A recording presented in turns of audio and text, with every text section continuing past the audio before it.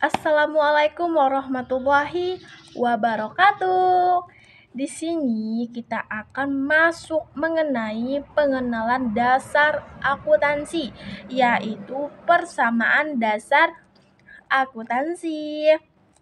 Di sini ada beberapa step yang harus kita ketahui sebelum masuk ke penjelasan atau lebih dalamnya mengenai akuntansi ini. Di sini ada dua poin ya dalam persamaan dasar akuntansinya. Ada ketika perusahaan pertama kali berdiri dan setelah perusahaan berjalan.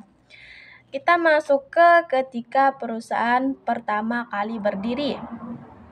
Di sini ada rumusnya. Makanya dinamakan persamaan dasar akuntansi. Rumusnya yaitu harta sama dengan modal. Oke, sini harta sama dengan modal ketika perusahaan pertama kali berdiri. Jadi akunnya seperti ini. Maka setelah perusahaan itu berjalan, seperti apa rumusnya? Setelah perusahaan itu berjalan, di sini ada tambahan, yakni harta sama dengan utang ditambah modal.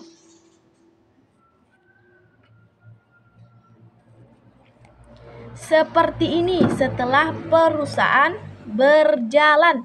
Ada harta sama dengan utang.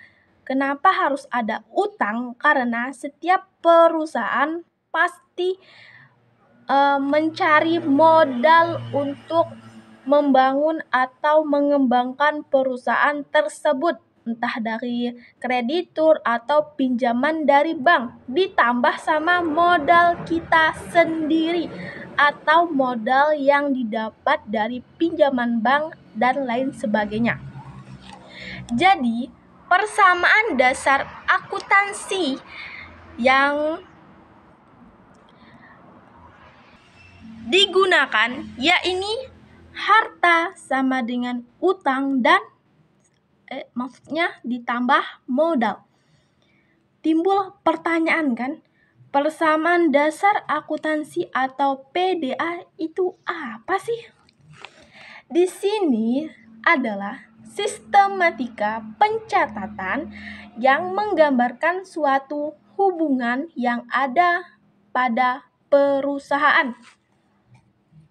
Supaya lebih ingat, kakak tuliskan ya. Sini.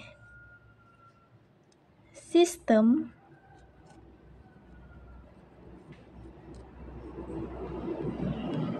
pencatatan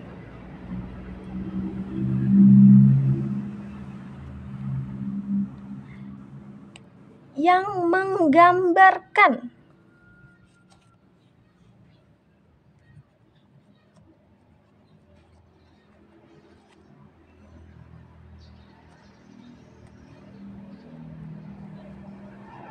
suatu hubungan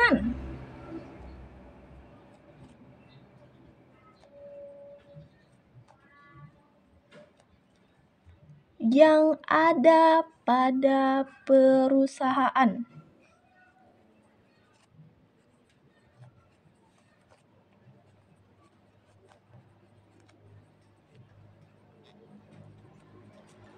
Maksudnya dari menggambarkan suatu hubungan yang ada pada perusahaan, yakni seperti ini.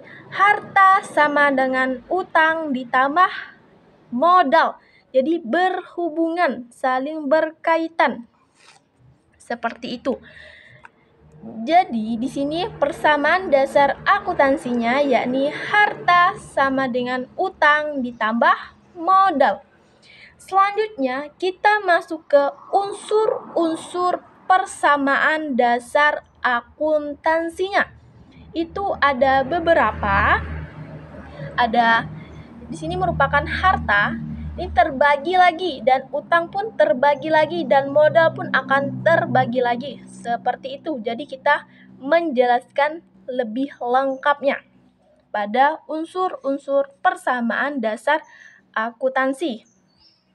Kita tulis harta atau aktiva. Sini harta atau aktiva. Atau biasanya itu disebut dengan aset.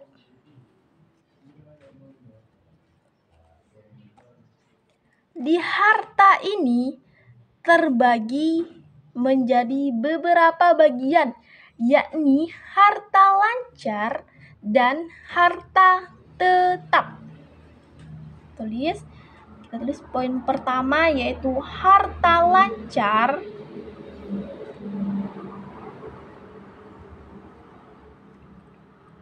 atau yang biasa disebut dengan current asset.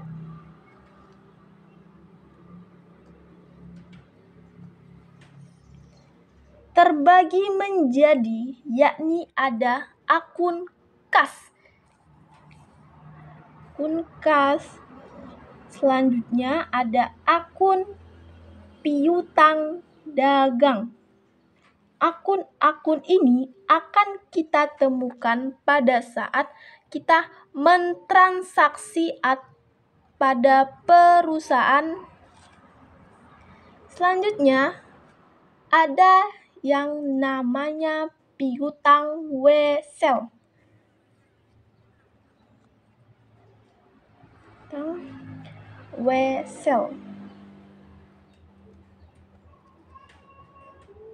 Selanjutnya ada peralatan dan lain sebagainya. Untuk lebih jelasnya nanti akan bisa dicari di internet lebih lengkapnya ya. Di sini kakak hanya memberikan contoh-contoh harta lancar yaitu 4 akun. Selanjutnya kita akan masuk ke harta tetap. Nomor 2 yakni harta tetap.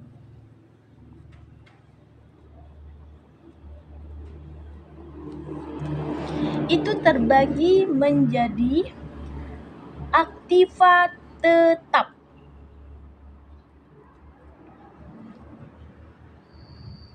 Maksudnya yaitu kendaraan,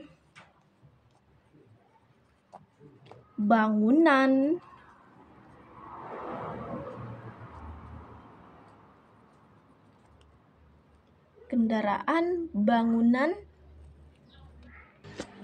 tanah, mesin,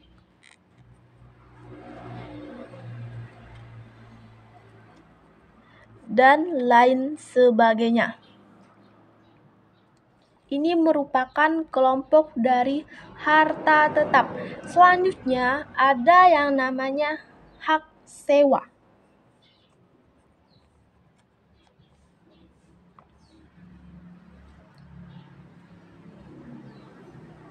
Terus merek dagang,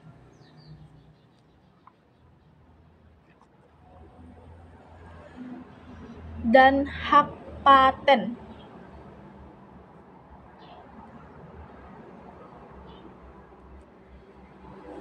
Ini merupakan kelompok dari harta atau aktiva atau sering disebut dengan aset. Selanjutnya kita masuk ke bagian yaitu utang atau kewajiban yang harus kita bayar kepada kreditur. Kita masuk langsung, dan di utang ini pun terbagi menjadi 2 poin. Hutang lancar dan hutang jangka panjang. Langsung kita masuk ke pembahasannya. Kita masuk ke ini harta, kita kasih kode A. Untuk utang kita kasih kode B. Di sini utang atau biasanya disebut dengan kewajiban atau biasanya liabilitas.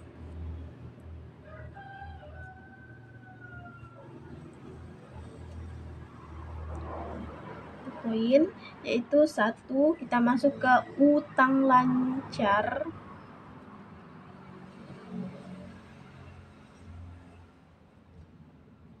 atau current liabilitas.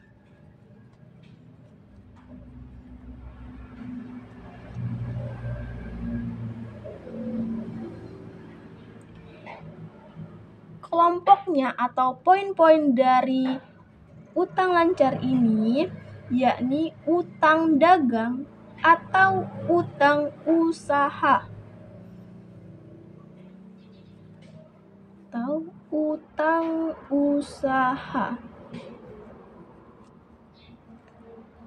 Selanjutnya yaitu utang wesel.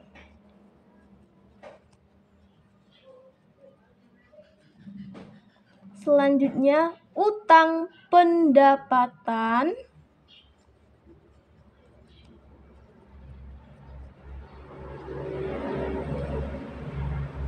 Atau pendapatan yang diterima di muka.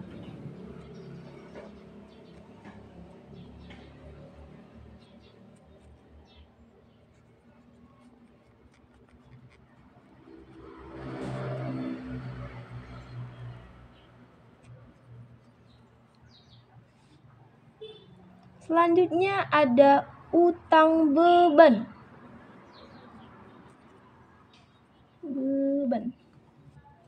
Udah, ini 4 poin dari utang lancarnya.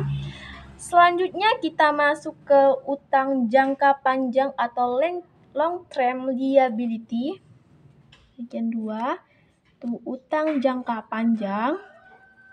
Maksud dari utang jangka panjang ini yakni utang yang waktu pelunasannya lebih dari 1 tahun. Long terms liability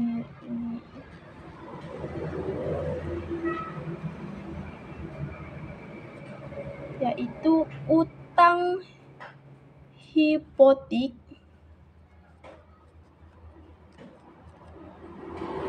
terus utang obligasi,